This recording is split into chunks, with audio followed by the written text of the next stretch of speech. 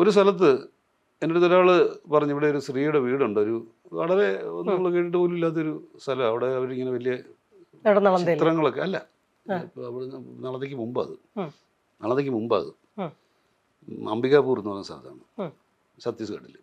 ഒരു ആദിവാസി സ്ത്രീയാണ്, അവരുടെ ഉള്ള ഒരു വലിയ ഫേമസ് ആണ്, അവരുടെ ചിത്രകലയും രൂപകലയൊക്കെ വലിയ സംഭവമാണെന്നൊക്കെ പറഞ്ഞിട്ട് ഞാൻ അവരുടെ വീട്ടിൽ പോയി. അവിടെ ചെന്നപ്പോൾ പോലെ എനിക്ക് തോന്നുന്നുണ്ട് ഇവിടെ ഞാൻ വന്നിട്ടുണ്ടല്ലോ എന്ന്. വരാനൊരു സാധ്യതയില്ല. എവിടുന്ന് അറിയാമോ, എനിക്ക് ഭയങ്കര ഈ സ്ട്രോങ് ആയിട്ട് ഈ ഫീലിംഗ്, ഈ ദേഷ്യാവ് അടിക്കുന്നുണ്ട്. അവസാനം മനസ്സിലായി, ഇത് ഞാനവിടെ മാണിക്കവളുടെ മാട്ടി മാനസ് ഷൂട്ട് ചെയ്യാനാണ് പോയത്.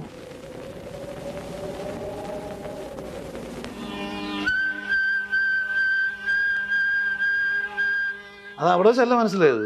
ഞാൻ ഈ ഇത് കിടന്ന് ഇങ്ങനെ തലയ്ക്കകത്ത് കിടന്ന് ഞാൻ എനിക്കൊരു സംശയം എന്ന് പറഞ്ഞാൽ വന്നിട്ട് ഈ മാട്ടി മാനസ് ജീവിതത്തിൽ ആദ്യമായിട്ട് വീണ്ടും കണ്ടു. അപ്പൊ നോക്കിയപ്പോൾ ആ സംഭവം അവരൊക്കെ മരിച്ചുപോയി. ആ വീട് തന്നെയാണ്, ആ വീട്ടിൽ തന്നെയാണ് ഷൂട്ട് ചെയ്തത്.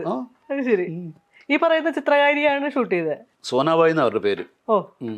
അവര് ഒരു അതായത് ഈ ഗ്രാമത്തില് ഇങ്ങനെയുള്ള ഒരു തരത്തിലുള്ള കലാപാരമ്പര്യമുള്ള സ്ഥലമല്ല.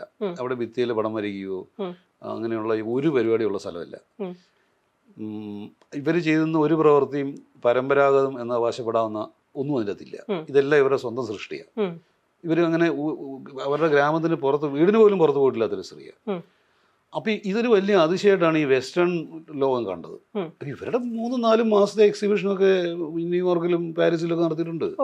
ഇവിടെ നീ വീടൊക്കെ പൊളിച്ചുകൊണ്ട് പോയൊക്കെ, ഇത് എടുത്തോണ്ട് പോകുന്ന സാധനമൊന്നുമില്ല, പൊളിച്ചുകൊണ്ട് പോകണം. അപ്പൊ ഒരുപാട് വെസ്റ്റേൺ ക്രിട്ടിക്സ് പറയുന്നത് സോനാബായി ഇസ് എ മോഡേൺ ആർട്ടിസ്റ്റ് എന്നാണ്.